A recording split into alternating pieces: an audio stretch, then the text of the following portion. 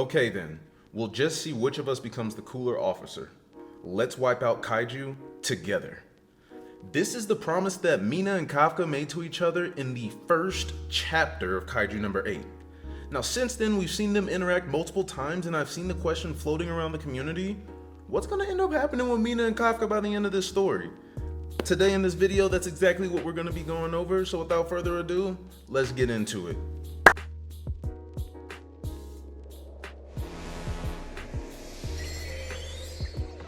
So, let me preface this by saying this is my opinion. You might not agree. I might be in far left field and you might be in far right field. And that's okay.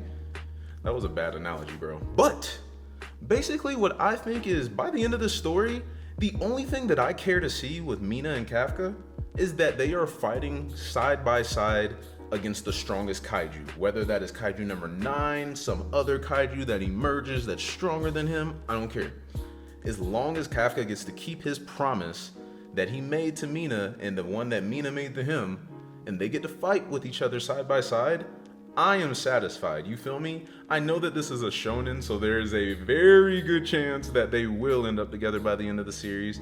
But with that said, that's just how I feel about it. You know what I mean? That's why I even started this video by reading that first promise that they made to each other. This whole story, we've learned a lot more about Kafka, and the more that we've learned, the more that we've really figured out that Kafka really values respect. He wants to be respected and admired by his peers around him the same way that he admires them, right?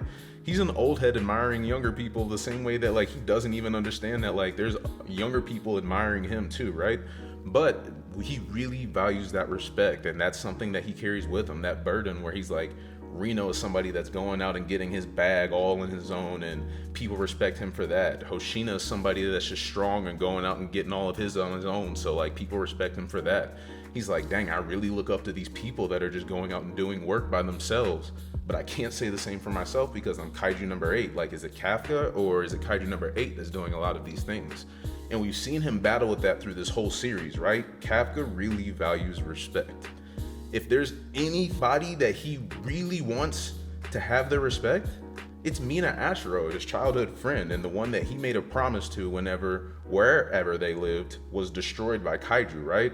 We saw that huge freaking depiction of their whole city burning to the ground. Mina wiped away her tears and was like, I'm gonna join the defense force. They both said it at the same time and then made the promise to each other.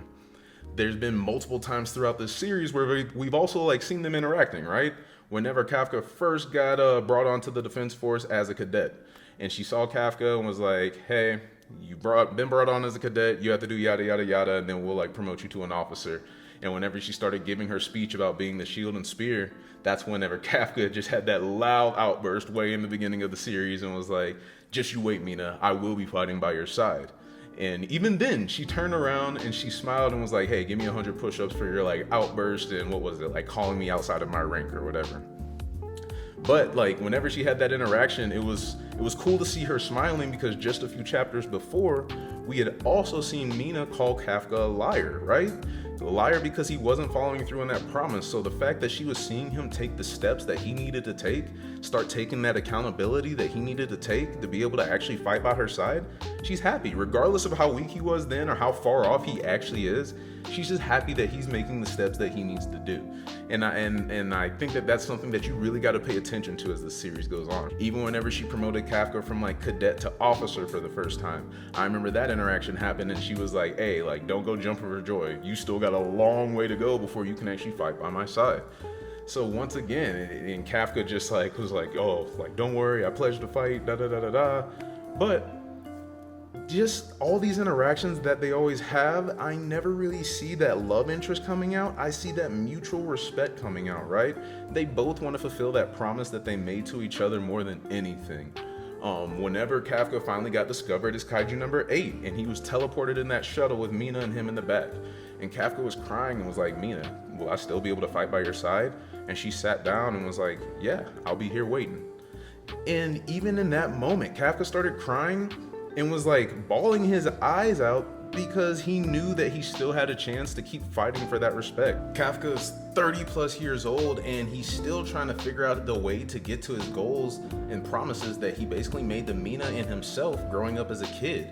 And then my last example is, think about whenever Kafka had that flashback after he got done fighting General Esau for the first time.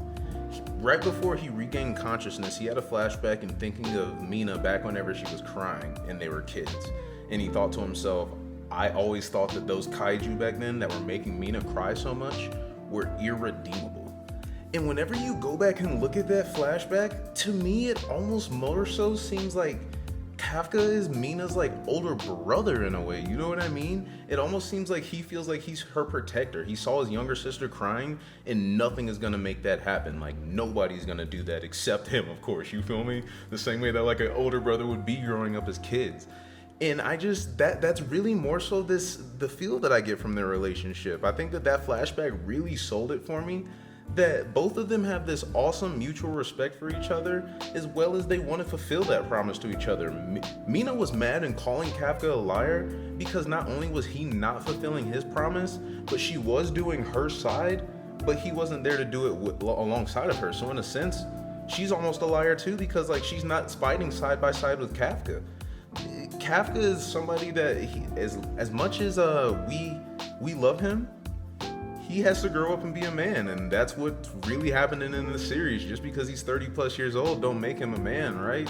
So yeah, that's just the feel that I get from whenever I look at all of these interactions that they've had, as well as just the general feel that I've gotten from Kafka's character. We haven't got a lot about Mina's, but even then, I just don't get the feel that they have a love interest. If they do end up having a love interest, it's cool. But for me personally, y'all, like I said, I just want to see them fighting the ultimate kaiju by the end of this story, side by side. With that said, Kaiju's just been living in my head rent-free for the past week, yo, because we are still in hiatus. 2 more weeks and then we're finally back.